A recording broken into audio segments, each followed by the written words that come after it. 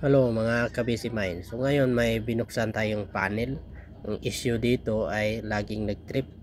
So sa pagbukas natin ng panel board, so ang breaker ay 3 phase. So sa line side, nakita natin na single phase ang supply. So nag-jumper lang yung line 1 at saka line 2 para masuplayan yung lahat ng mga breaker dyan sa taas. So bottom entry ang main power supply. Yan. Industrial socket naman ang palabas niyan. So doon sa labas nilagyan ng mga maraming industrial socket. Diyan kukuha ang supply sa mga gumagamit ng power tool. So chine-check natin yung circuit breaker. Subukan nating i-reset. Yan, on off natin yung breaker para malaman natin kung ano ang problema kung laging nag-trip ito. So nawala yung power supply.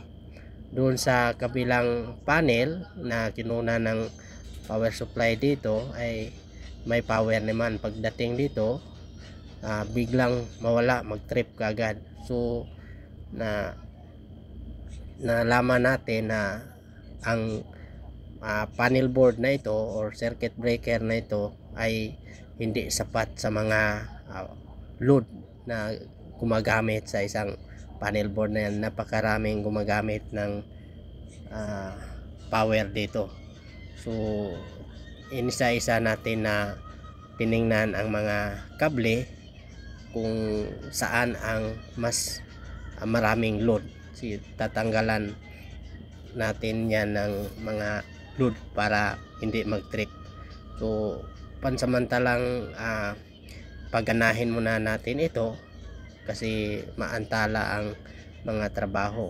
So kailangan itong palitan ng kable na 3 piece na direkta yan sa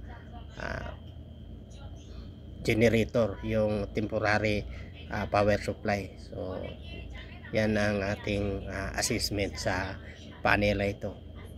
So kapag nilagyan na ito ng 3 phase power supply, so may